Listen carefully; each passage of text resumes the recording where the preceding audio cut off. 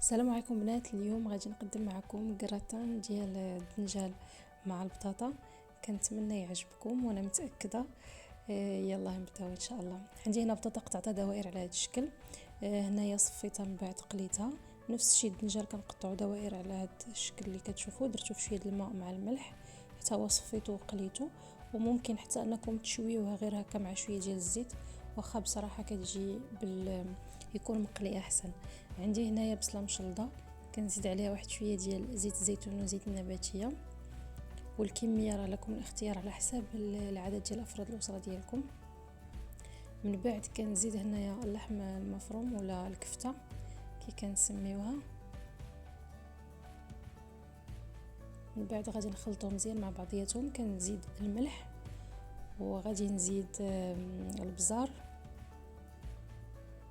والتوابل على حسب الاختيار. انا نشارك معكم اللي درت هنايا التحميره، من بعد الحرقوم، توم بودره وكمون. هادو هما اللي درت. صافي شويه ديال القزبور وغادي نخلط مزيان ندمجهم مع بعضياتهم حتى كتدخل هذيك التوابل في داك اللحم والبصله. من بعد غادي نزيد عصير ديال الطماطم كيف ما كتشوفوا. تقدروا تعصروا مطيشه جوج بحال هكا، جوج حبات ديال المطيشه. صافي هكا كنخليوها حتى كتبرد واحد شويه. كناخذ المول اللي غادي ندخل الفران، تندير واحد الطبقه ديال الدنجال، طبقه ديال البطاطا. من بعد كندير هذاك لاصوص اللي وجدت، كنقادو مزيان. كنعاود طبقه ديال البطاطا، طبقه ديال الدنجال، ومن بعد البيشاميل راه ديجا شاركته معكم في القناه. الترتيبات راه على حسب الاختيار ديالكم، وممكن تزيدوا حتى الفلفله حلوه كتجي زوينه. من بعد درت شويه ديال الفرماج على الاختيار ديالكم، وصافي هي كتوجد بحال هكا. كتجي صراحه زوينه بنينه. تقدروا ديروها في الغداء العشاء كيف ما بغيتوا.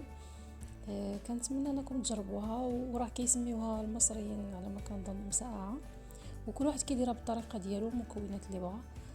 صراحه كتجي زوينه بزاف حتى في الشكل ديالها في المذاق ديالها. كنتمنى تجربوها غادي تعجبكم بزاف، وكنتمنى ديروا لايك وتشتركوا معايا في القناه. شكرا لكم بزاف على المتابعه. السلام عليكم.